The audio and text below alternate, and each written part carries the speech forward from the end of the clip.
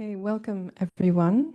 This is day 3, the Artistic and Contemplative Day at the 2025 European Summer Research Institute. And all of you in the room with me here know that very well. I'm not necessarily repeating it for your benefit, but I would like to welcome, we have an online audience with us. So I'd like to welcome them. This is a really unusual and unprecedented event that we're live streaming. We've never actually done this before at Nesri. So you can all join in the live experiment with us, which will be certainly the feature of the evening. But as many of you have been following our online programming, you may know that 2025 has been devoted to what we are calling arts and aesthetics in the enactive fold.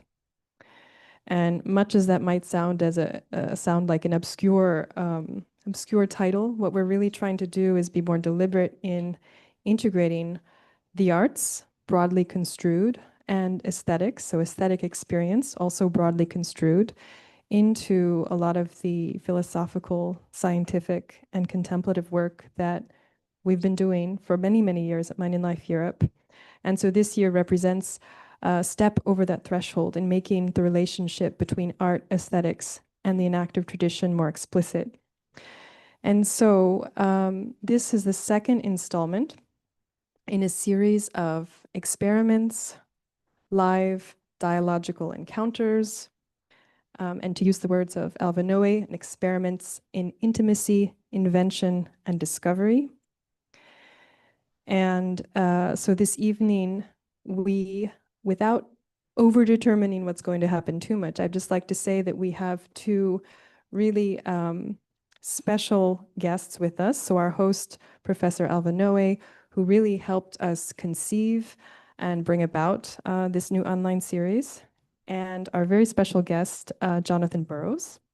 So before I hand over the baton to them, I'd just like to introduce them as we do, both for everyone in the room and also for those who are following on the YouTube channel or in the live Zoom room.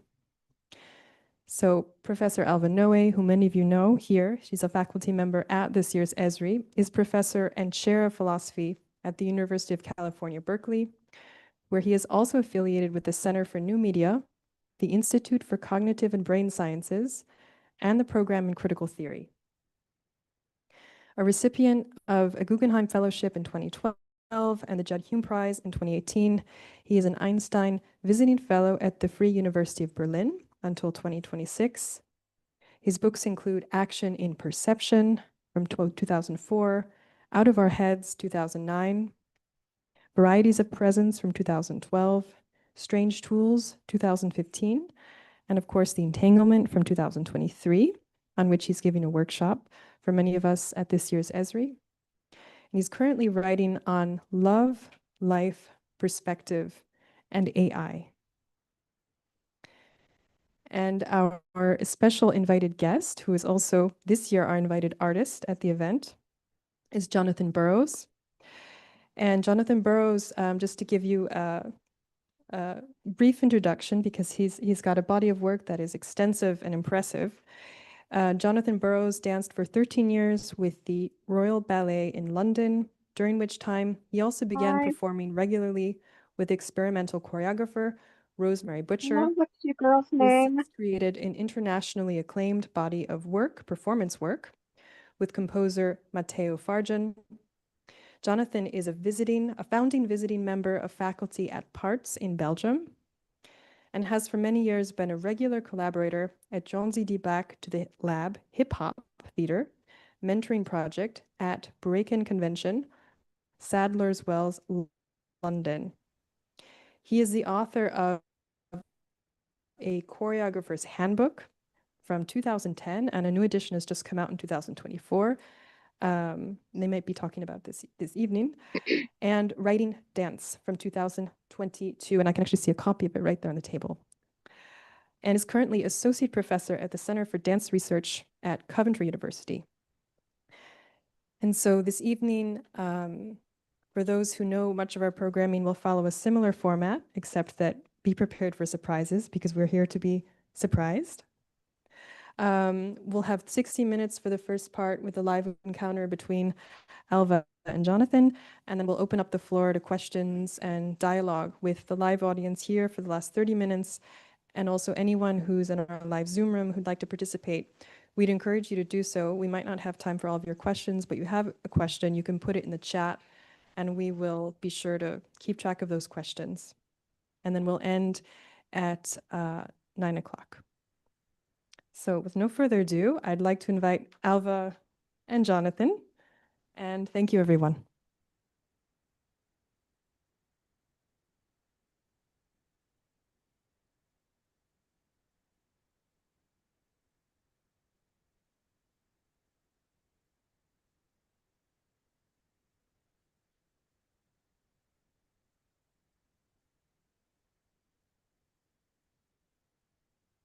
We are going to try to begin in the middle, of an ongoing conversation that we've been having about what dancing is and what choreography is, where choreography is a term for the art of dancing. I begin by inviting you to imagine with me a young girl, say, dancing at home. And remarkably, in her movements, as she dances, we already see, we may see, there are differences, different cases, but we may see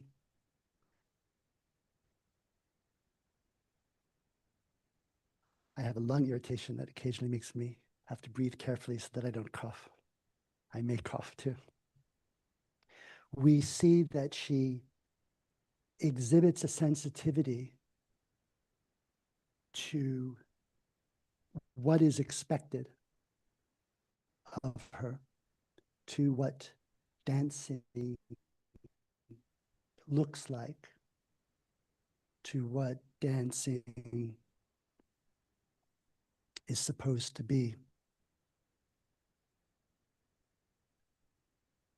Maybe she has seen Taylor Swift in the videos, or Billie Eilish.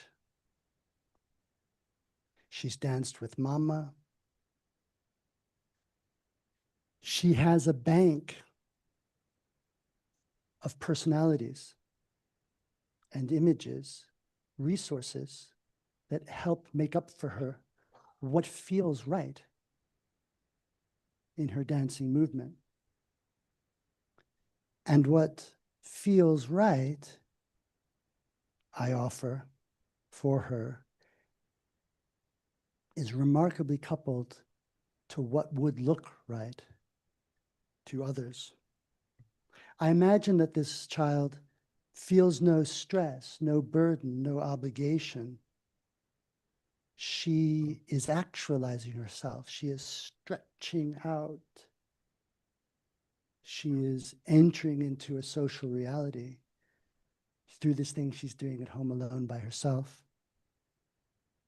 And what she accomplishes in her dancing is, and this is really, I think, a remarkable kind of human intelligence at work. What she accomplishes is something like the incorporation of ideas or pictures or images or models or standards of what dancing is, of which she is not the author, in her person, in her body, in her spontaneous dispositions. There is now a kind of entanglement of, on the one hand, dispositions spontaneously to move and to express herself, and at the same time, um, and sensitivity to a whole public repertoire of ideas about what dancing is supposed to be. And this entanglement of the image, the picture, the model, and the spontaneous impulse to move repeats itself for her over time, and for each of us over time, so that this thing called dancing becomes, well, it becomes this crisscrossing, entangled site of the one incorporating something larger. And there's this weird phenomenology of it. On the one hand, the dancing feels free. It feels spontaneous. It feels natural. And at the same time, it's clearly something that has been made and remade with others in cultural time, over cultural history. And it becomes impossible, I think, to sort of to disentangle the natural impulse from the culturally elaborated discovery and invention of dancing.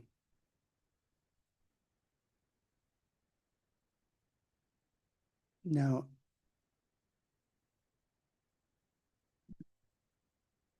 Jonathan and I wanted to name something else. I want to try to see if I can, and with no sense of what this will bring forth from him, but I want to try to say a little bit more before I pass the baton to him about this idea of dancing as contrasted with choreography or the art of dance. And one of the really interesting things about dancing, as I think of it, or as I find it productive to think about it, is that dancing is, I think of it as an organized activity. It's a space where habit operates.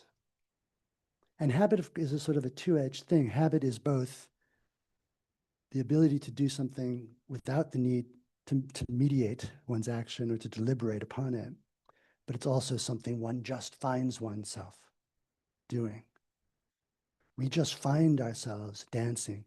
Dancing moves through us, and we find ourselves, I like this word.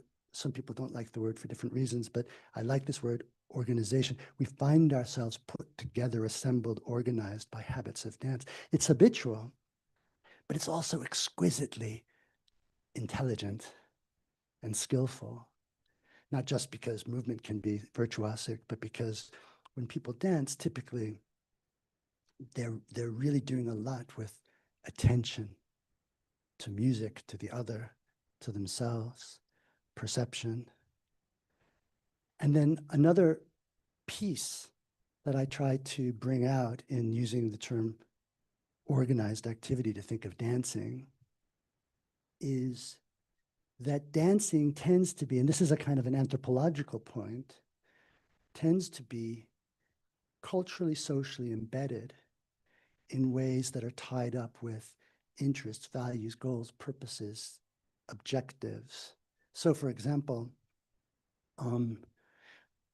one may dance in the club with one's friends, or dance at the wedding with one's family, or dance in some cultures at a funeral. And one dances for different reasons. But the question of reasons isn't amiss. One dances to celebrate or to mourn, or to achieve intimacy, or to lose oneself, or maybe to flirt, or participate in mating ritual. I mean, we have there are as many different motivations to dance as there are kinds of situations in which people dance. And we do have special dance situations. We call it the club or the wedding hall. the house party. There are these places where we are given permission to be dancers. So anyway, I have this idea of dancing as an organized activity, and each of us, whether or not you necessarily use this language, is potentially a dancer, is a dancing body. We are put together, we are organized, we find ourselves assembled through this dancing part of our lives. Okay, so given that, what does that have to do with this thing you can pay tickets for to go watch performed at the ballet or at the contemporary dance venue or on the TikTok or Insta feed?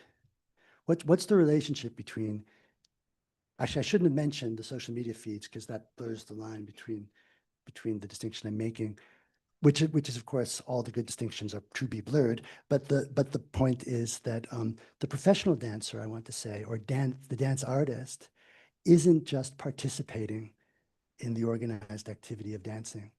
It's not just more mourning, not just more flirting, not just more community building, not just more celebration, not just more losing oneself. Something else is going on. And one way I like to name that is that whereas the people who are dancing are participating in this habitual organized activity, the art dancer, the choreographer, is participating in a practice. And it's precisely a practice in a way of reflecting on the fact that we are dancers, the fact that we are organized by dancers. So what the dancing artist does is kind of stage dancing events, and thus stages us, we who are in part organized as dancers. And thus the choreographer is investigating us insofar as we are dancing or unveiling us potentially to ourselves as dancers. And with the exciting and productive and fruitful consequence, as we saw when we reflected on the little girl at the beginning, the images that the choreographer gives us of what dancing looks like provide resources for dancers to dance differently. And thus, in a way, free themselves from the ways they just find themselves organized. So dancing as an art, or dance as an art, capital D, dance choreography, that's a reorganizational practice. It's an emancipatory practice. Whereas dancing is something else. And they're entangled. So I'm going to end with a question and an answer. The question is, what does choreography have to do with dancing? And the answer is everything and nothing. Nothing, because whatever else choreography is, it isn't just dancing. It's not just more of that stuff, even if it's materially identical to it, but also everything, because we would never have an art of choreography if we were not dancing bodies, if we were not dancers.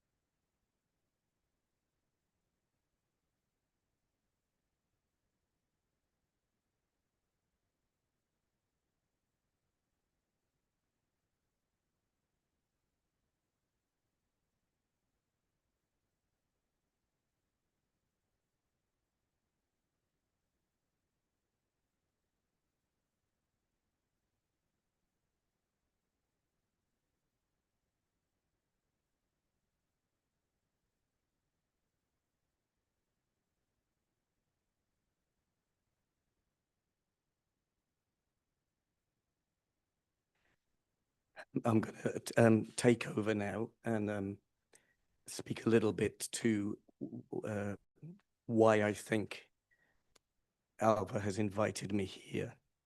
I must begin by apologizing. I was teaching in a very, very large hall on Saturday and Sunday, and I was speaking very loudly to 20 people, and I slightly lost my voice. So I hope that doesn't become too irritating. I have to confess I'm slightly nervous to be here in this context because I know a lot of you are knowledgeable academically and as researchers within cognitive science. And I think some of what I think I can offer to you comes from my interest in cognitive science. But I hope I don't make a presumption in thinking that it could be of interest to you. But with your permission, I'm going to take that risk. Normally, I would be a little bit nervous to be in a situation that appeared to instrumentalize this activity of dancing to which I have accidentally dedicated my life and which I constantly think about not doing anymore. And my hesitation to instrumentalize it, particularly in relation to science, I mistrust. I mistrust this doubt. But I think it's probably worth raising the fact that subjectively, I feel like I want to keep this thing in a place which occupies a different category of experience. And I doubt that. I'm not sure this other category of experience exists.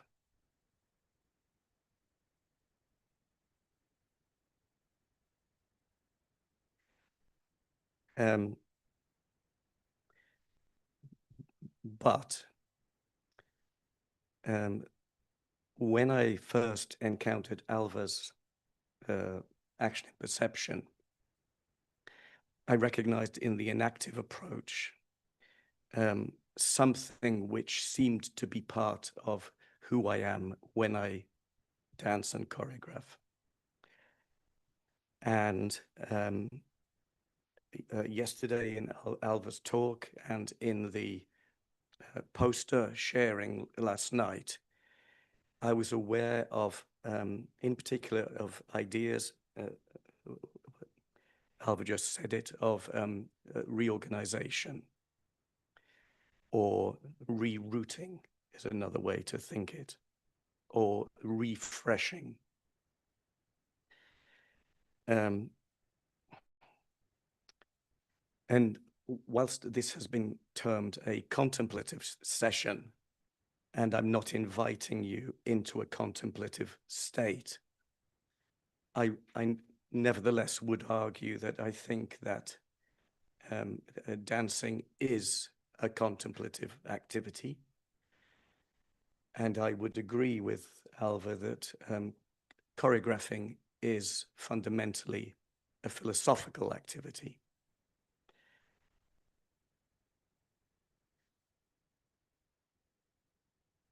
I'm just going to rewind a little bit, because when I'm using this term choreography, or when Alva uses it, I think there are some strong images that might arise in your mind. And I might be talking about something slightly different. The first image is exactly of Beyonce's large spectacle of remarkable choreography, the Barbie movie, and so forth.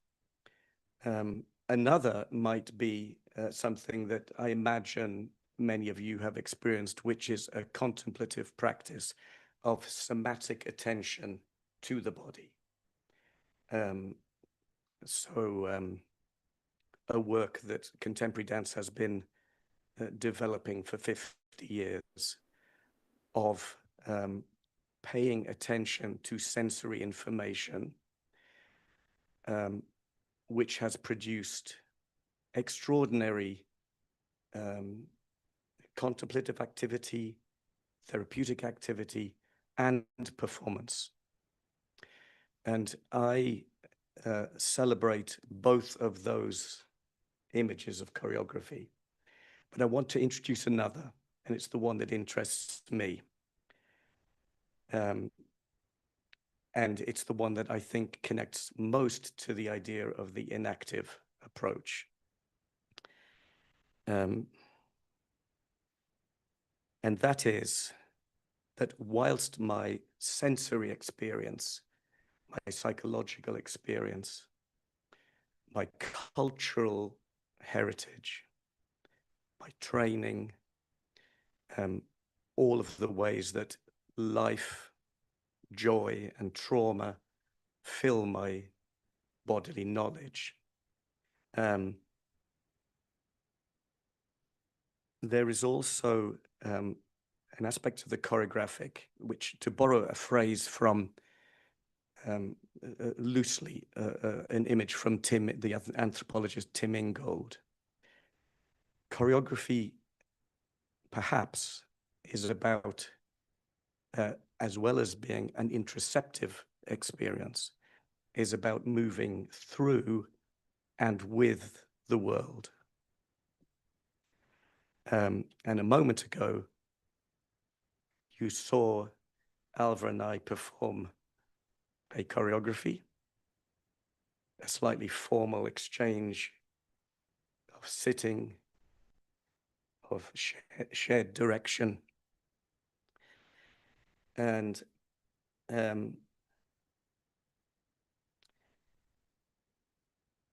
whether you liked our performance or not, two things occurred, which I think are fundamental to dance as a contemplative art form. As soon as we had faced in this direction, I'm betting that you thought, oh no, now they're going to face in this direction. And you were correct. So memory is in the room, the memory of being here, and anticipation is in the room. The anticipation, oh no, will they now face here? Furthermore, when I stood to speak, I'm pretty much betting you had two thoughts. They've both got coughs and damaged voices. This is what in contemporary performance we call an accidental subject. It doesn't matter what we share about our beautiful thinking, you will go away with the memory. This was the talk with the two older men with coughs. And there's absolutely nothing we can do about that. I'm going to come back to that in a minute. It is an indication of the instability of all choreography and all performance. And the second thing was that when I stood to speak, you remembered that Alva had stood here to speak.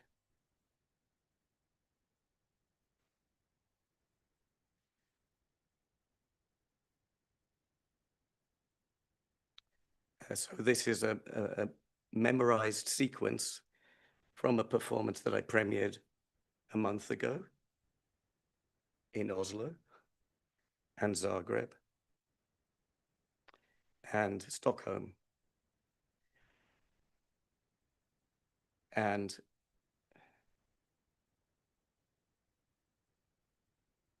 now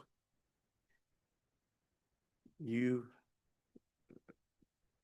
have the achievement of recognizing that indeed, yes, this is the same movement again. You with me?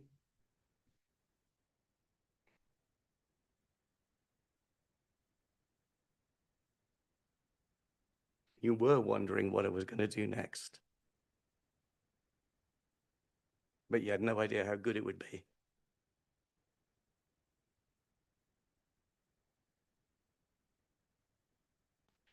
So memory is in the room. And anticipation. Does that make sense?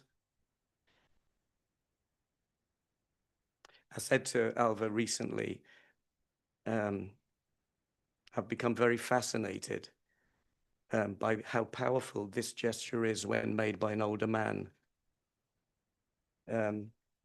It's so vulnerable. So I've started putting it into my choreography. And I was going to ask Alva to do it, and then I could claim that I had made a noted American philosopher stand with his hands on his hips. But then I thought that was a step too far.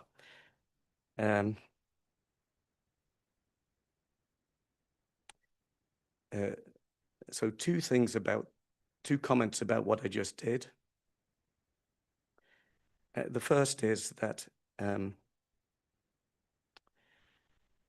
I think that all dancing is a play of memory and anticipation that alters our sense of duration. Even as I said it then, I started to think, do I really think that? I think I do. It would take longer than we have this evening to unpack it, but maybe just observe in yourselves. I find this playground of cognitive awareness and playfulness of memory and anticipation to be a very strong contemplative state. I think it's why I like to dance. I also play traditional English folk music. I've played it all my life. I get paid to play it. And I experienced it then as well, but there's something about the spatiality, the relationship in space of the dance that I think intensifies it. So that was the first thing I was going to comment. The second thing is that, you've seen it before, this. You know that I'm executing something that I have physically embodied. But you also perceive that it's entered my sensory motor cognition to a degree that I can quite spontaneously speak to you at the same time and not make a single mistake. And why do I want to share this with you? Because I think that there is too often a binary between what I have embodied and the ways in which I might reorganize it. That when I did this, that movement, and improvise speaking at the same time, it is both respecting what I know and reorganizing or rerouting. And I think that in current society, we've become very invested in the idea of reorganizing, rerouting. And I think there's an ecological call to also respect. So I worked last year with a neuroscientist called Martha Gikalai, Hungarian. I'm not sure I'm pronouncing her surname correctly, so if she sees this, I apologize. I asked her if I could interview her, and I said, Martha, do you think about, she was there as an amateur dancer in a workshop. And I said, do you think about neuroscience when you dance? And she said, all the time. And I said, what do you think? And she said, I'm aware I have default modes or default roads, but I know also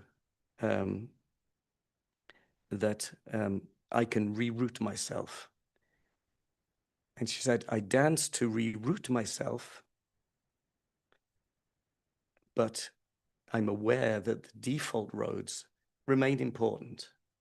It's not a binary of spontaneity and what is known. It is spontaneity through and with what is known. Interestingly enough, given the poster that was there last night about microdosing psilocybin as a therapy, Martha Giglai ended the conversation by saying, dancing works the same as psychedelics, which I thought was very, very interesting.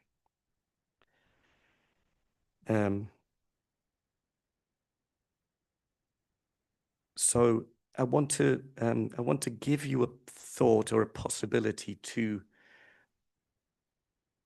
explore within your own work to do with contemplation, to do with the inactive, to do with somatic, to do with sensation.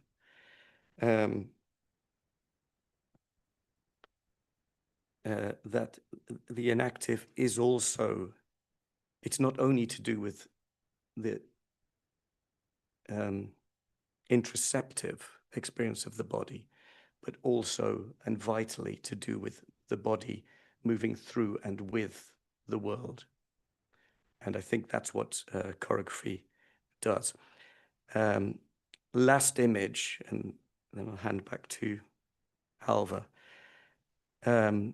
This also is a kind of rough translation of Tim Ingold. He talks about whistling a tune, but this movement, which has now become very familiar to you. By the way, it is already yours. You are already responding in a sensory motor, empathetic way to the movement.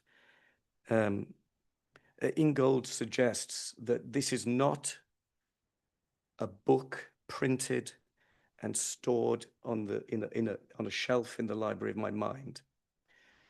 What he indicates is that I don't remember it and then do it.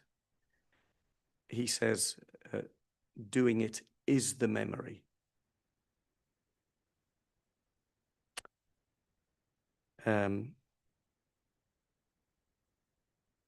And something more important in terms of this binary between the spontaneous and the known, the rerouting and the default mode.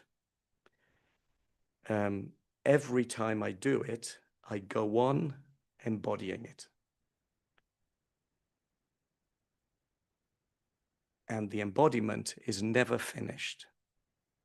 And every new embodiment is changed by every new context, internal and external, as I do it.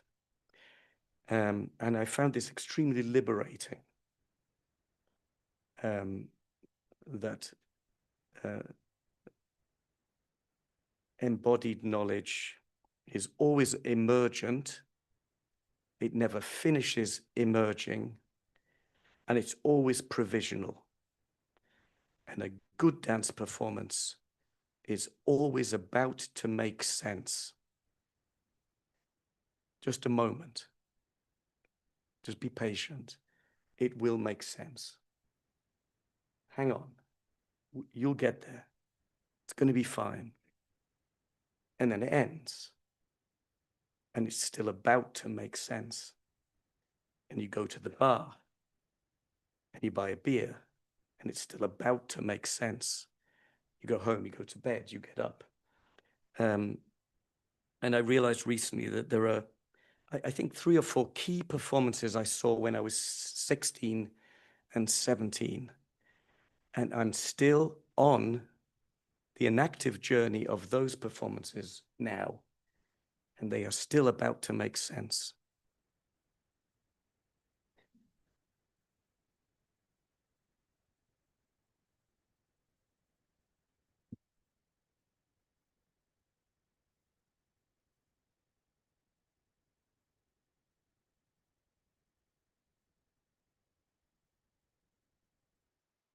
Was that dancing, that thing you were doing? Oh, yeah. I mean, I can do other kinds of dancing.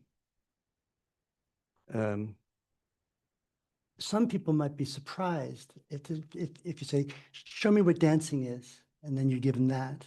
That doesn't necessarily fit a kind of stereotype we have of what dancing looks like. So the very fact that you offer it as your dancing, or was it your choreography? It's your choreography, is itself a wonderful jostling of the anticipation that I thought, oh, I went into the wrong theater. This is dancing. I didn't think this is dancing. I thought dancing was this other kind of lyrical. So I guess what I'm trying to name one of the interesting ways in which it seemed to me beautifully and excitingly essential to the choreographic in those movements that you offered them as exemplifying the art of dance.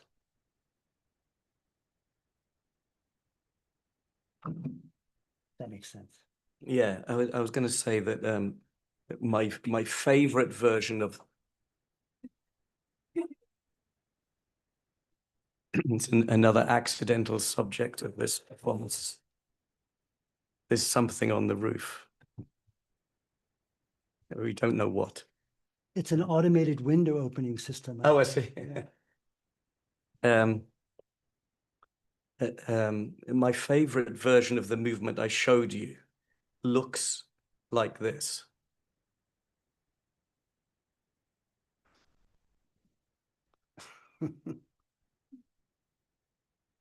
Are you with me? Yeah. And it feels, the interesting thing is that the feeling of that is just as strong. Yeah. So my answer to you would be, don't, maybe dancing isn't a visual art form. Mm. And what you were suggesting is that somebody might look for visuality. It's a felt sense, not a visual art form. I get it. We're curiously playing with the point of view of the dancer and the audience, because in some sense, this idea of you will get it, the performance will make sense. That's an invitation to, I think this came up in the workshop yesterday, that's such a striking, I would say, basic part of the phenomenology of art experience, that it doesn't make sense. There it is, but it doesn't quite lend itself to, oh, I know what I'm seeing. I know what this is about. I know why this is interesting. I know why this is valuable. Or if it does, then it's boring. But somehow, like the refusal of the piece to be immediately available is part of the it's part of the gift that the piece is giving you. And this is actually something that you say that I've in our conversations, I've often come back to this in your choreographer's handbook. You say that, correct me please if I'm getting it wrong in any essential way, but you suggest that there's almost a kind of an implicit contract. Sorry, my back to you over there. There's almost an implicit contract between the maker and the audience, that the maker will give you the resources you need for it to make sense. Maybe not right away, maybe not easily, maybe not without effort, maybe not without work, maybe over the course only of a lifetime, or it makes sense in different ways at different times. But there is that interest. So this is not about visual or about modality. This is about the display, the presentation, the giving, the performance.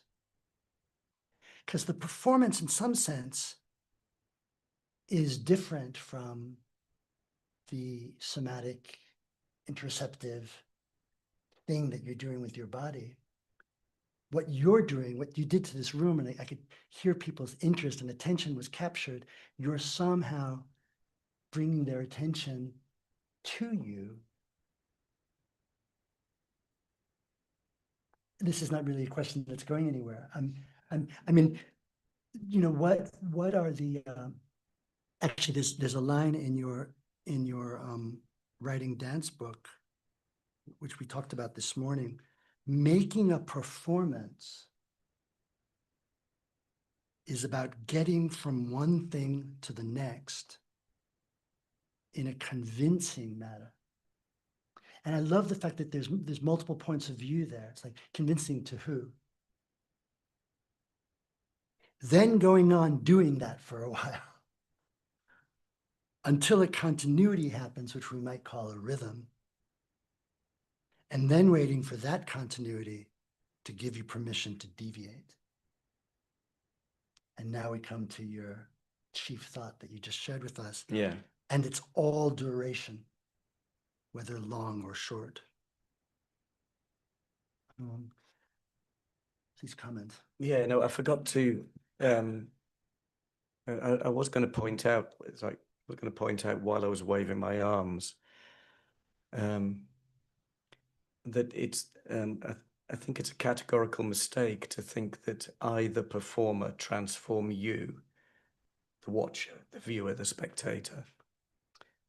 It's you, the spectator, who transforms what I do. And that is the way in which choreography can be most deeply philosophical, because it invites that transformation. Now that then comes on to the question of what happens when we are together in time. I was dancing with Alva and then dancing alone. I much prefer dancing with Alva. First of all, it's not so lonely. Secondly, you might be looking at him, not me. This is a little easier on the soul. But also dance is fundamentally something we do together in time. And when you are all watching, I won't do the arms again, there is a sense that we are together in time. And this organization of the performance by the spectator, there was a moment in the early 2000s when we, in theoretical dance, we weren't allowed to say the audience. Because if I said the audience, I would be presuming a communal viewpoint and erasing individual viewpoints. So we had to always talk about the spectator. And it's become a habit for me. I'm frightened to be corrected, but you are an audience. I love being in the audience. And there's a certain number of people above which the greatest transformation can be gifted. 10 people is too few. And I'm very interested in that. And I think a similar thing happens when we dance together. 4 people in a kitchen is fine if you've had enough to drink. But ideally, you want 40 people. Better still, 400 people. Obviously not in your kitchen. Does that make sense? Yeah, it does make sense. I wanna just kind of go back over the path again, because I have this nagging feeling that we have an opportunity to agree that we're not quite taking, which is that, yes, it's the audience that activates what you were doing. It's these people. But it was your provocation of daring to do it for them, not just in any old case, but there's a lot of assumptions people are making about what happens when they come to a performance, a presentation. You expect something for the price of admission, reasonably. I mean, that's the way it works. So they come and they want something, and you give them something, but you give them something which they need to work to receive. And in doing the work of receiving it, they change themselves and they make you into the thing you were trying to be all along. Yes? Yeah. So, and that makes it a truly philosophical, because it's about a passage from not knowing to knowing, from from not seeing to seeing, or from not connecting to connecting, or the problem of the possibility of the connection. So when you gave the beautiful example of the neuroscientist who's always aware that that there's a default, that's in a way what I was talking about with the habitual. But that, and it's interesting, this also goes back to something we discussed this morning. That's a kind of unfreedom to be ever attracted back into a default. And yet we sometimes look to dance as an opportunity for liberation. Yeah. Or freedom. Yeah.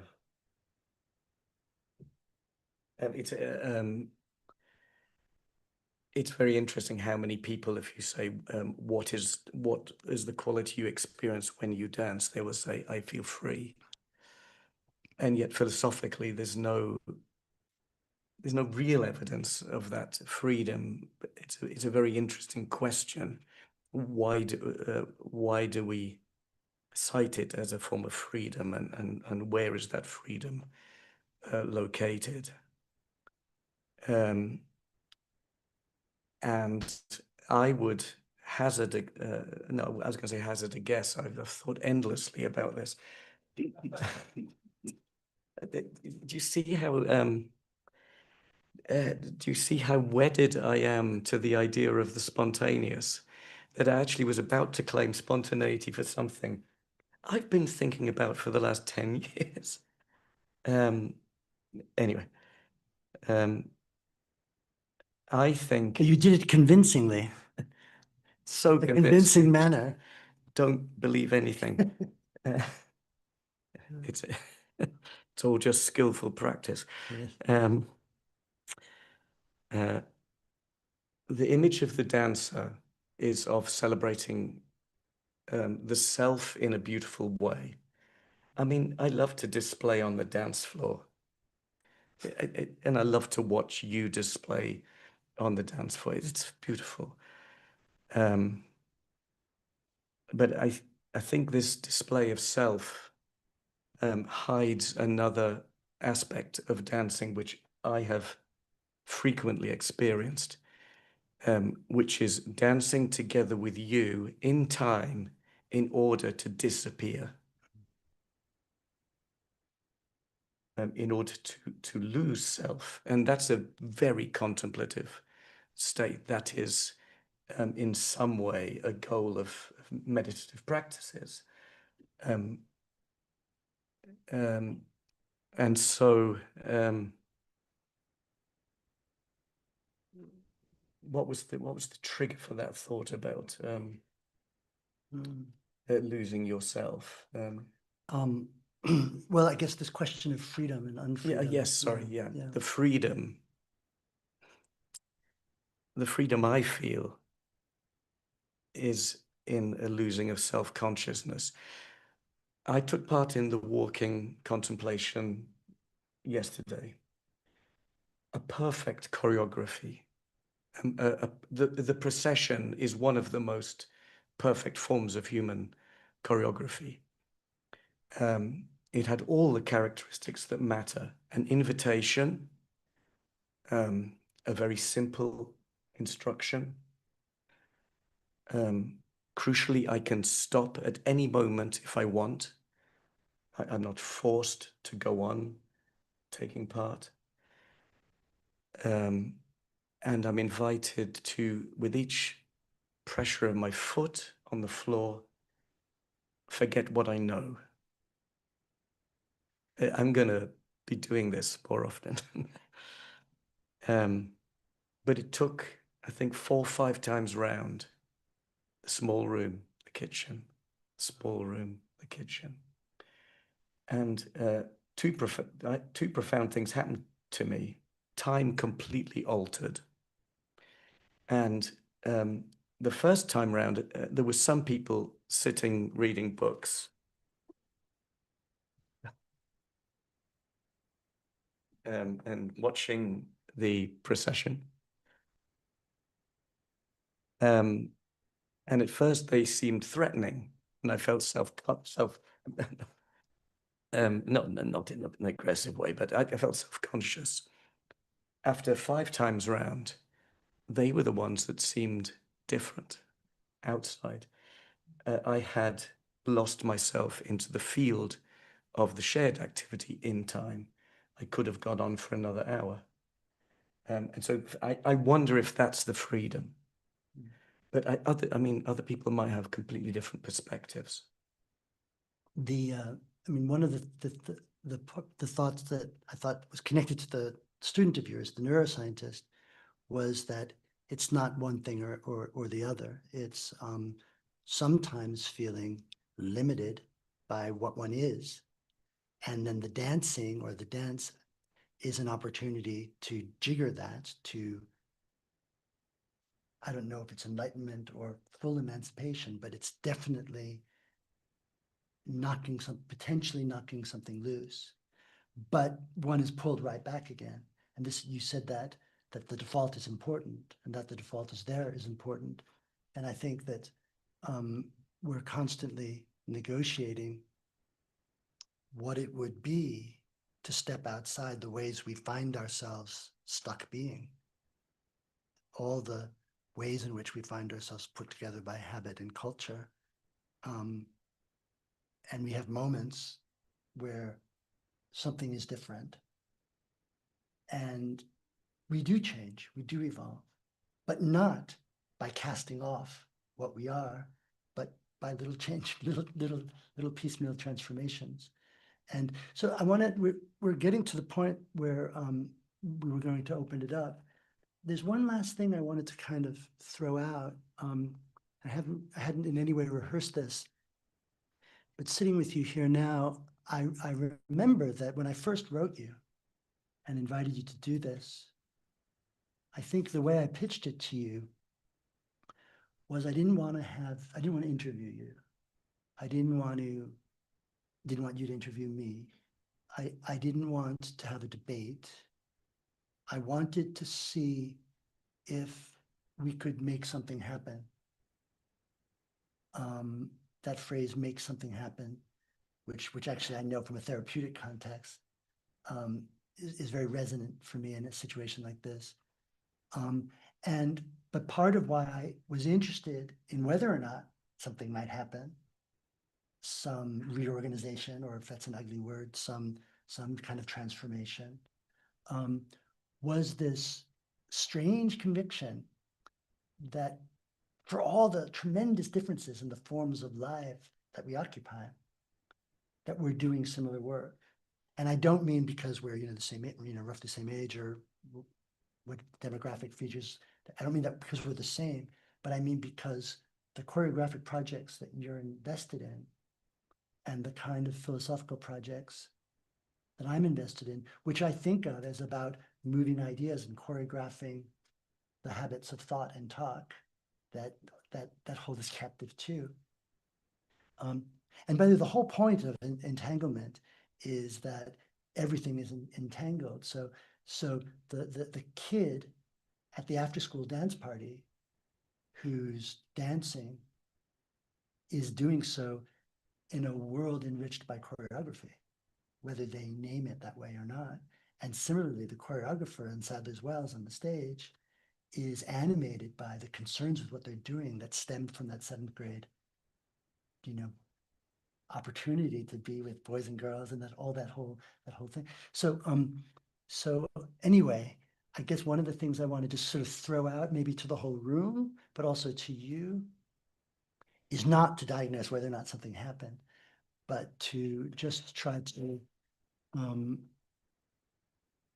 embrace the, for me, immense privilege of trying to explore this with you.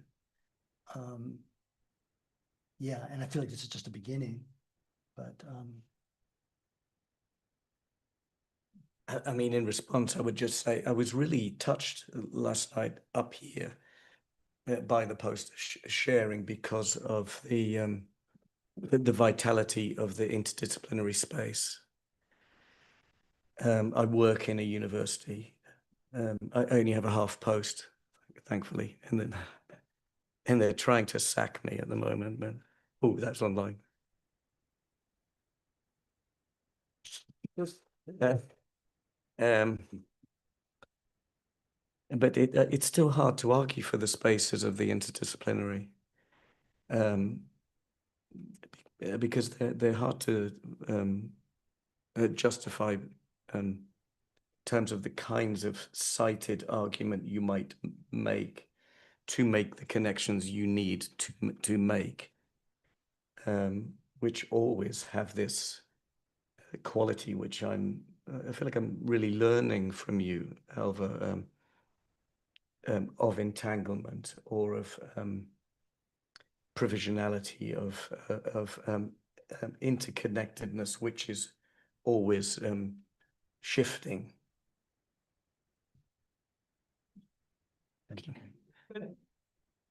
Yeah. I think those interdisciplinaries, I felt that in the room last night.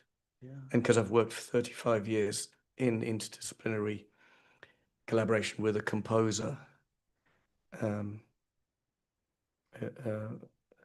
anyway, it feels to me like the more that we can forge these interdisciplinary connections, even if we don't know what we're doing, especially if we don't know what we're doing. I think it feels important at the moment. One interesting thing about duration is I've had the experience of going to performances and thinking a few minutes in, oh my God, can I actually survive 60 minutes here? And sometimes the answer is no. You just have to leave. But sometimes, like I remember once you gave the example of afterwards in the pub and then continuing on in your life worrying about it. I remember sitting through a show once, I won't name the choreographer, and the entire duration of the show, I was like, I can't believe this. I hate this. I hate this. I hate this. I hate this. I hate this. I hate this. I hate this until it was over. And I realized I loved it.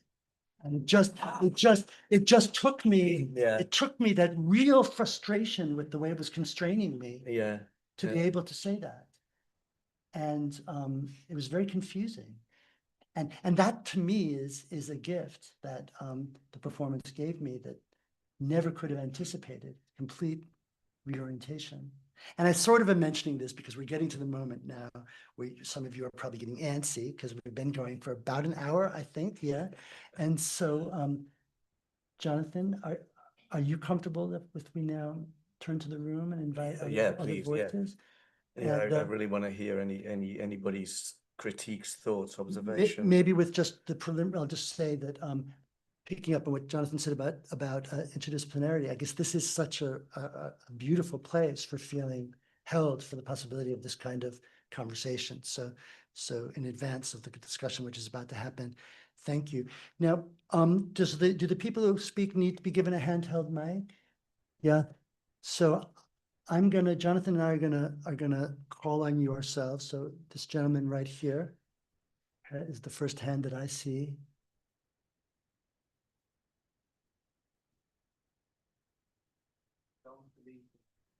It's not on, I don't think. Shall I? This works better. Yeah. This was such a joyous evening. You touched upon philosophy and the sciences, on the dance, and there's a third part that unites us, which is the contemplative practice. And a question that I've been sitting with is, in what I'm doing in this practice, is what I truly do get perfectly rigid in modeling something that people teach me, and I actually become constrained in following this lineage, and give away all my freedom because I spend countless seconds, minutes, hours on this cushion, and yet it feels like I gain some freedom. And if I speak to my friends about the freedom and the joyousness and the expansion that I experience, and speak to the friends that don't practice, they look at me and they say, you waste all these hours where we do all the joyous things in life. And I'm curious what you say, if there's anything that arises in this tension that you touched upon when looking at contemplative practices.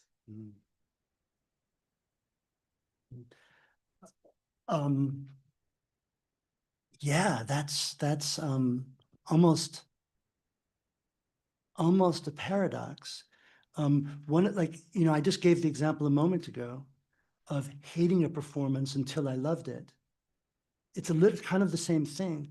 I've also had the experience when I go to see dance performance sometimes, not Jonathan, but other work, that I first knew Jonathan through performance. I saw you at the St. Mark's Church in New York. Oh, yeah. With Matea. A lot of work is boring. Your mind wanders. You don't know what you're supposed to be concerned with. And I think there's a certain frame of mind, the non-contemplative frame of mind, or I would say also the non-aesthetic frame of mind, where that's a reason for stopping or for going away. But if you think of that as a gift, an opportunity to figure out what the work is that you need to do to be present or to be in relationship with where you are, with what you're encountering, something happens. And that is valuable.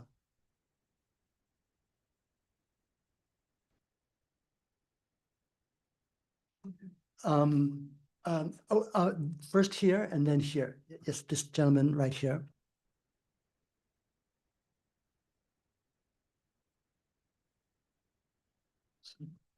Oh.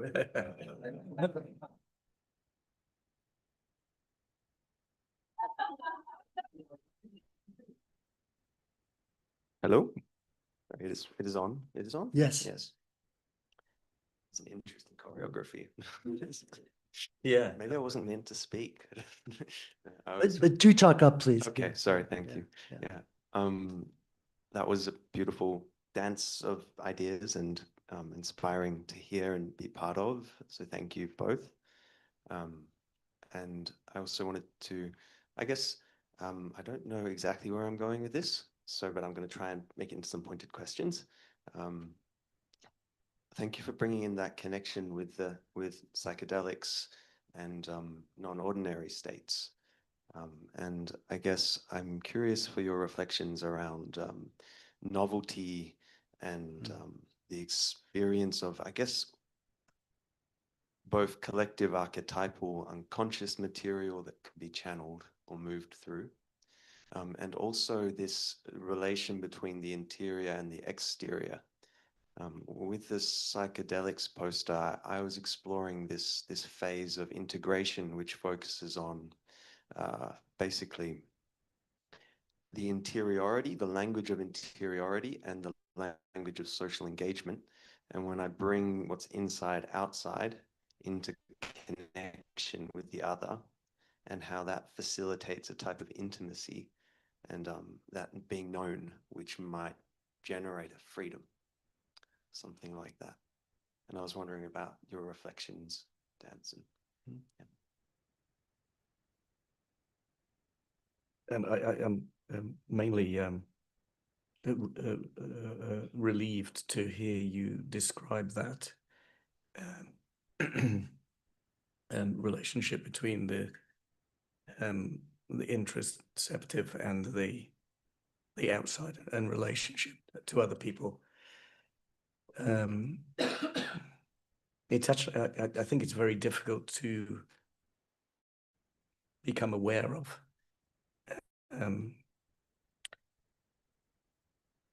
So I don't really have anything to comment on what you said, except to say I'm most aware of it in the moment, in the club, and I maybe my life has been spent in reggae clubs. I maybe hang back for a bit. There's a moment when I enter and I cross through a very strange boundary of almost shame, and then I'm dancing, and then I don't want to stop. And there's a funny meeting that occurs at that moment. But I've not asked an awful lot of people if they have this experience. It could just be me. Does that ring a bell for you? Oh, and that's resonant. Okay.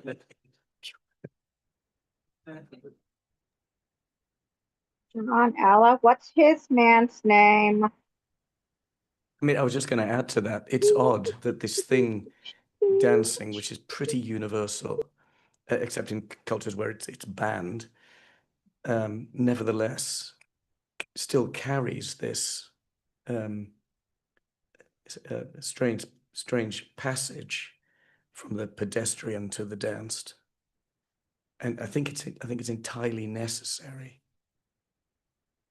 in order to dance that you have this passage from the everyday, from the quotidian. Well, thanks so much for your wonderful talk. I really loved it too, and I have so many thoughts. I kind of feel like I could ask questions forever, but I'll just ask one, which is, so I'm a dancing cognitive neuroscientist, and in that respect, I often think of dance as another language. And in that sense also, I mean, it is, of course, habits, just like words are habits, right? And in that sense also, dance is not one thing, because, you know, you write poetry, you write formal letters, you write scientific articles, and so many different things. So of course, you also have many different kinds of dance. But for me, dance is very liberating, especially as a cognitive neuroscientist, and especially after a long conference day, to connect to the non-verbal, the thing that's maybe there's ideas, but they're not yet words, and I don't know what they are, but somehow they are in my body. But I'm kind of curious how you think of dance as being maybe some kind of a similar to a language, but a different kind of language, or not, or does it not make sense at all? We spent a long time discussing that this afternoon, but could you start? 'Cause I Yeah, think let me just you're start. more clear than Because actually I wanted to connect it to Hannah Hi, and the idea Jonathan. of the linguistic What's body, his because gent's name? we sort of had a conversation this morning where we Mm. went through different ways in which dancing and physical movement and language are like certain problems of articulation. I mean, in a way, the paradigm of articulation is the thing we do with our bodies, and then that's almost metaphorically extended into speech with this hot, breathy thing that we do, and we have a way of thinking about speech as if it were gegliedert and articulated and organized, when in fact that's a kind of a way we think it. So it is and it isn't. And so, but on the other hand, I think a lot of the creative impulse that dancers feel is precisely a kind of denial of the linguistic character of what they're doing. Like, actually, we didn't say this morning, but I've had so many conversations with dancers who say, oh yeah, I'm a body person, I'm not a language person. But then you spend time with them in the studio, which I've had the privilege of doing, hanging out with artists, dance artists in studios. And man, do they have a cultivated language for getting done the things they're trying to do. In fact, he's from China, she's from Portugal, that person is from Istanbul, and they're all finding a language to make work together and perform it. And so language is really important, but and yet there's a tension between the idea that dance is a language. Another thought, and then I'll give you space. Two thoughts. I want to come back to Hannah, but the first is this idea that there's this term that dance people use, which I find really, really useful, which is the idea of movement vocabulary. It's a term in any movement practice. It's a natural idiom, and there is a sense in which you learn a vocabulary that you can then combine and recombine expressively in the setting of the practice. But originally this morning, as I'm recalling our conversation, you pushed back on the idea that dancing is like language. And I tried to defend the idea by appealing to something like the dancerly body as an analog to the linguistic body, where the idea is that there's that my body is now this kind of, it's awash in a social sea of dancing possibilities. This goes back to some things that John said about how we don't invent our languages. You know, we don't make language. We don't invent dance. We don't invent our own vocabulary. Maybe you do a little bit in a certain kind of corner of the universe, but we're sort of saddled with vocabularies, and we try to realize ourselves inside them. So I think that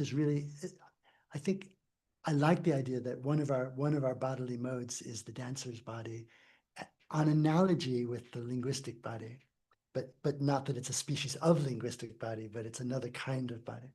Yeah.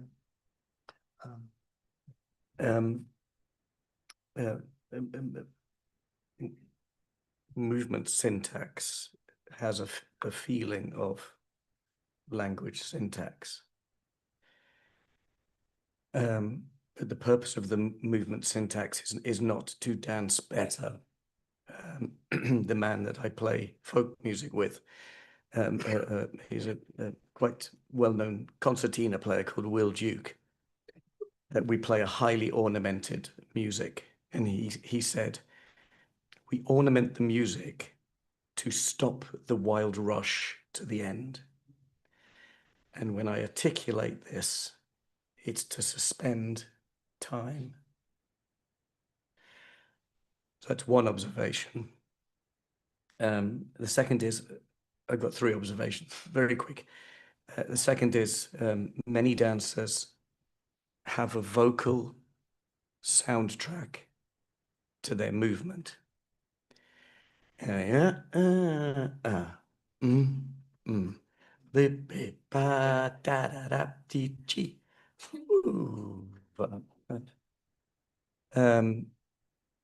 It's very rarely spoken about, and I keep thinking I ought to research it.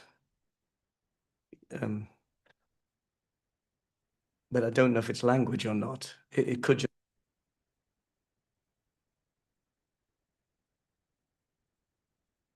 pop artist, Robert Hilton.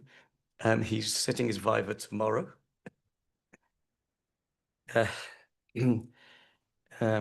And he was recently, he's a popper. That's his hip hop form. He was at a cipher that he goes to regularly. And I spoke to him the next day, and he said, he's in his mid-40s, I think. He said, well, I did a bit of dancing, and then there were a few of us of my age, and we stood at the side and we were reasoning about what we were seeing. We were looking for lineage. We were commenting on what people were doing. And then he said the most remarkable thing. He said, I think in the future, people will realize that that reasoning is also hip hop dance. And that's more of a kind of a cognitive philosophical link rather than a language link. Nevertheless, he was making that connection. Yeah. Laura.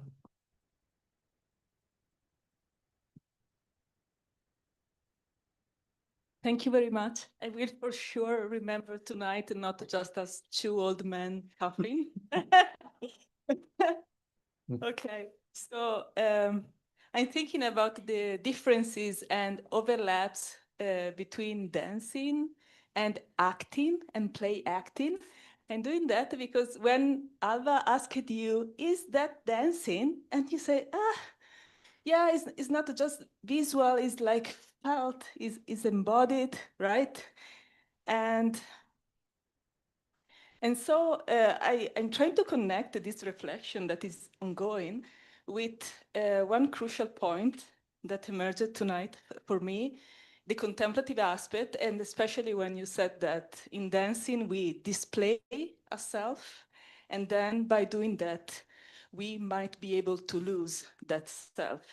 And so I was thinking if playing a character might help in the transition from displaying a self and losing that self.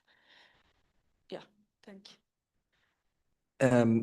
I think it's a really interesting question, and I don't want to just answer it with my own prejudices about the difference between theatre and dance, but if you maybe take it more as a perspective, what I observe is that theatre begins with a subject and then physicalizes the subject.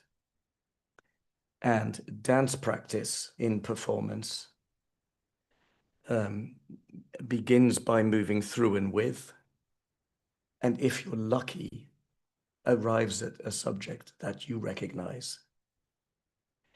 But that subject could be a feeling, a meaning, a tone, a skin, an atmosphere. And I think they're profoundly different modes of performance. I don't want to, for a second, give you the idea that contemporary dance always works. It often doesn't work because of the deeply paradoxical situation of asking you to witness something that you want to join. And the fact that it doesn't have this narrative structure. But when dance works, it changes your life.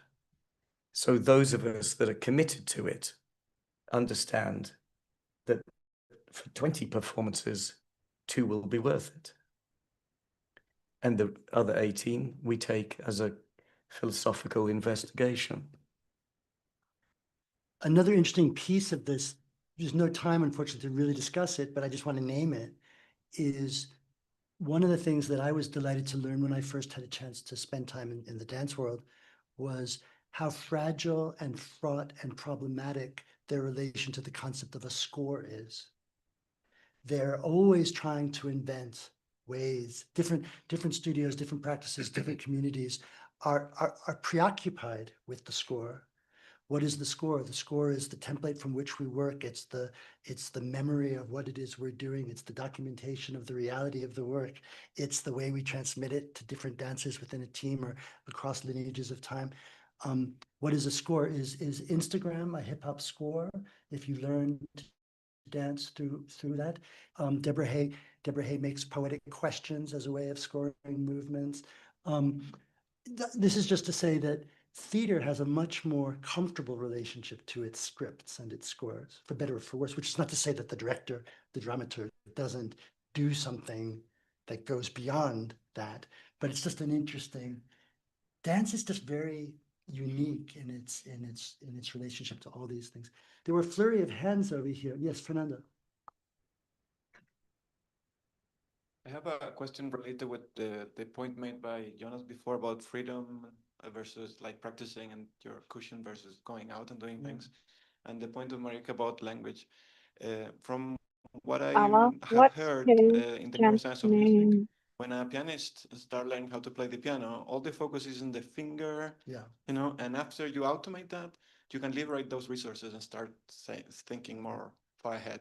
So I wonder if one can say, or maybe not, that when you commit to certain things that you automate, that sort of losing freedom gives you freedom at another level. Yeah. Yeah. I mean, I think that, sorry. Oh, go ahead. I was still thinking. Just 2 points. I think that that's a kind of a general point about skill and the stages through which we integrate them and acquire them, and the movement from novicehood to mastery.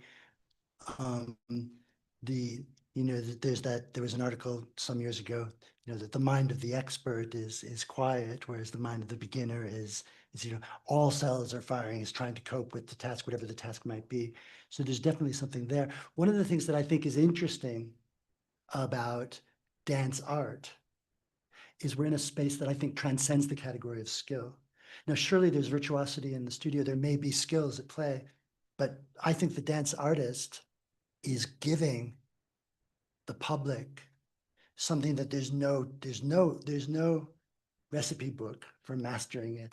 There's no right way of seeing it. You're really kind of thrown back on your own resources. And that's where I think the connection to what you said is really very striking. You have to kind of live through that. You have to sort of survive that. You have to survive it as a performer, and you have to survive it as an audience, and be open to the potential benefit. Alva spoke about style yesterday. I've been having a long conversation over a number of years with my colleague John Z.D. When is crump not crump? Crump is a West Coast hip-hop form that's very popular at the moment in England. It sits very well with grime and trap music.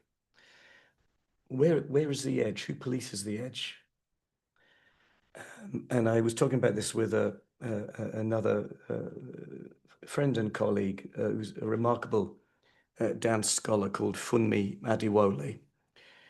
And she said something which I've been preoccupied with since. She was talking about freestyle. There's another form. But she said freestyle, but imagine crump is the body attitude of the form. The body attitude of the form. The attitude informs the form informs the attitude, and there's something about passing, recognizing, respecting the form in order to pass through it to the body attitude that brings the freedom. That's what I understood. And so there's an earning in the cipher. There's an earning your place to push things forwards. And I think if you see that in that light, it's not really like playing the scales on the piano for a year.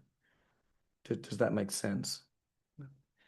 I think maybe we have time for one more. Yes, please, you in the back.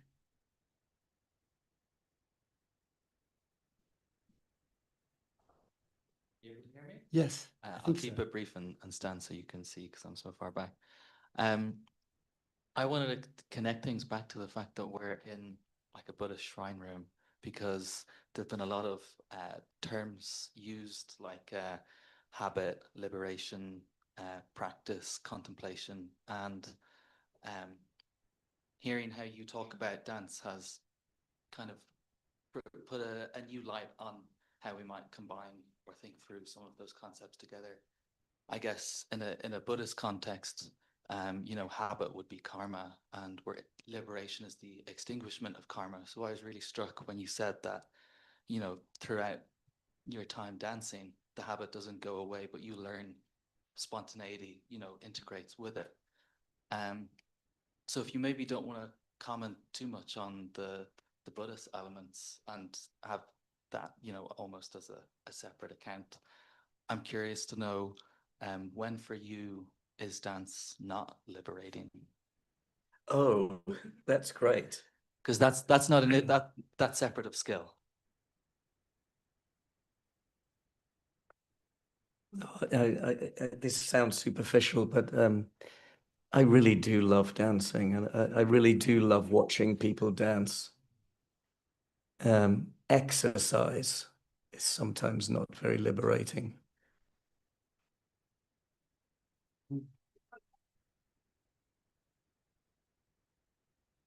Well, I think I want to say that this is a little personal comment that it's funny that I'm having this experience of looking around this room now after having seen you all for 3 days, and kind of you all have the veneer of familiarity now, and that's really very pleasant and beautiful to be sharing this evening with friends. And so I want to thank the audience present in the room, and I want to thank Mind and Life and the whole team. I'm not going to name everybody's name, but Joanna for introducing us, and thanks also to the thousands online. You know, the window to the universe, which is the internet, and this is a real treat and privilege for me to have this chance to begin what I hope this is just a beginning of a series of conversations with Jonathan. So thank you all. Thank you. Thank you.